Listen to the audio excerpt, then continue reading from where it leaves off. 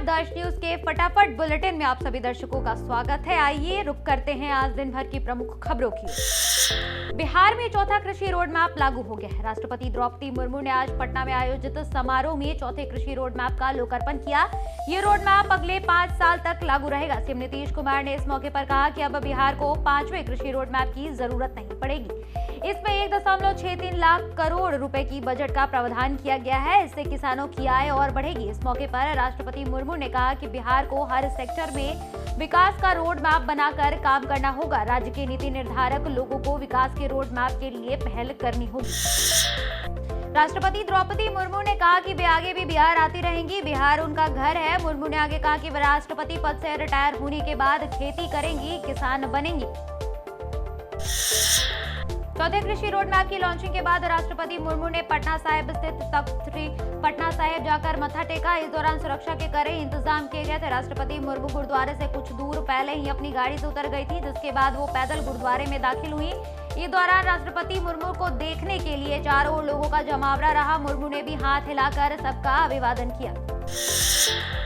खगड़िया के कबीरपंथी किसान और पशुपालक परिवार में जन्मे छात्र नेता जयंत जिज्ञासु को राष्ट्रीय जनता दल का राष्ट्रीय प्रवक्ता बनाया गया है। आरजेडी अध्यक्ष लालू यादव के निर्देश पर पार्टी के प्रधान महासचिव अब्दुल बारी सिद्दीकी ने जयंत के साथ साथ प्रोफेसर अनवर पासा, कंचना यादव और प्रियंका भारती को प्रवक्ता पद पर नियुक्त किया है। जयंत जिज्ञासु ने 2018 में जेएनयू के छात्र संघ अध्यक्ष पद का चुनाव भी लड़ा था और 540 वोट लाकर चौथे स्थान पर खड़े हुए थे। जेएनयू छात्र संघ के चुनाव में आरजेडी की ये पहली भागीदारी थी।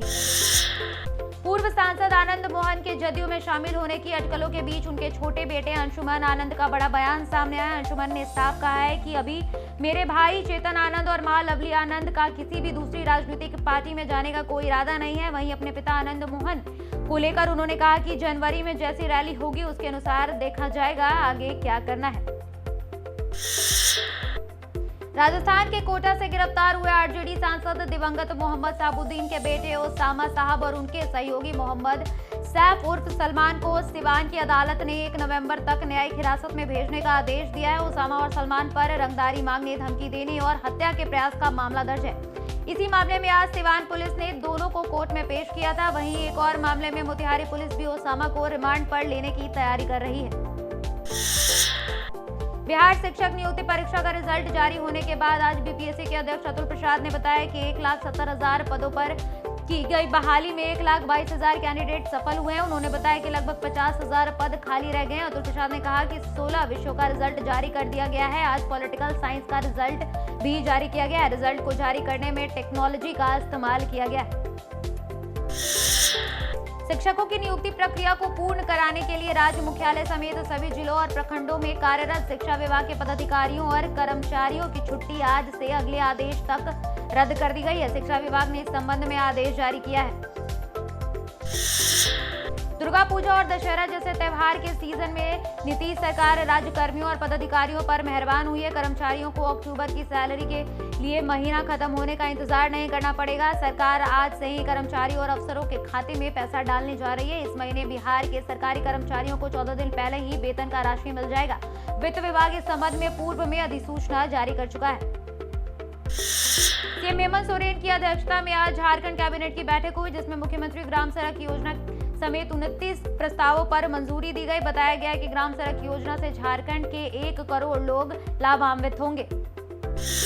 झारखंड के सरकारी कर्मचारियों के लिए बड़ी खुशखबरी है। अक्टूबर की सैलरी उन्हें दुर्गा पूजा से पहले ही मिल जाएगी। वित्त विभाग ने कहा है कि इस बार सरकारी कर्मचारियों का वेतन 19 अक्टूबर को ही वितरित कर दिया जाएगा।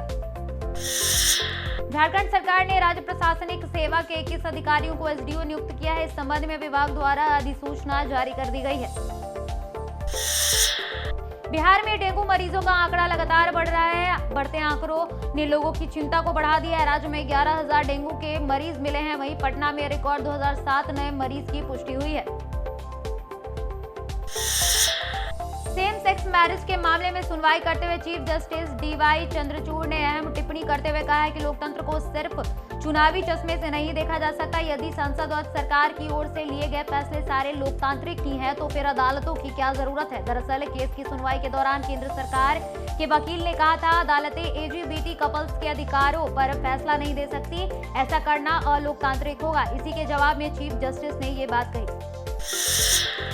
कांग्रेस नेता राहुल गांधी और प्रियंका गांधी ने आज बस यात्रा कर तेलंगाना में 30 नवंबर को होने वाले विधानसभा चुनाव के लिए प्रचार अभियान का आगाज किया। पार्टी के प्रचार कार्यक्रम में कहा कि कांग्रेस की जो सरकार बनी थी वो लोगों की सरकार थी और आपको मजबूत करने के लिए बनाई गई थी। हमने तेलंगाना के लिए एक विजन और रोड मैप बनाया है। हमने जो गारंटी दी है उस पर काम शुरू कर दिया है। इजराइल पहुंचे अमेरिकी राष्ट्रपति जो बाइडेन ने कहा है, ऐसा लगता है कि गाजा पट्टी के अस्पताल में विस्फोट इजराइल द्वारा नहीं किया गया है। जो बाइडेन ने एक बैठक के दौरान इजराइल के पीएम से ये बातें कही। उन्होंने कहा कि मैंने जो देखा उसके आधार पर ऐसा प्रतीत होता है कि ये काम आपने नहीं बल्कि दूसरी टीम ने किया है। अब खबर खेल जगत से, जहां ऑस्ट्रेलिया के दिग्गज सलामी बल्लेबाज डेविड वार्नर ने वर्ल्ड कप के दौरान एक अजीबोगरीब मांग कर दी है। उनका कहना है कि खिलाड़ियों की तरह अंपायर के आंकड़े भी बोर्ड पर दिखाए जाने चाहिए ताकि जवाबदेही तय हो सके। दरअसल श्रीलंका के खिलाफ मुकाबले में वार्नर एलबीडब्ल्यू आउट हुए थे। उन्होंने डीआरएस लिया मगर वो उसके खिलाफ गया, जिससे वे काफी नाराज हुए थे।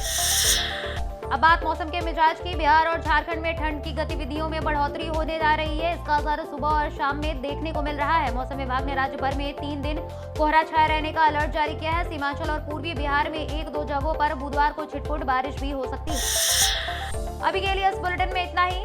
बिहार झारखंड की ताजा तरीन खबरों के लिए आप बने रहें दर्श न्यूज के साथ।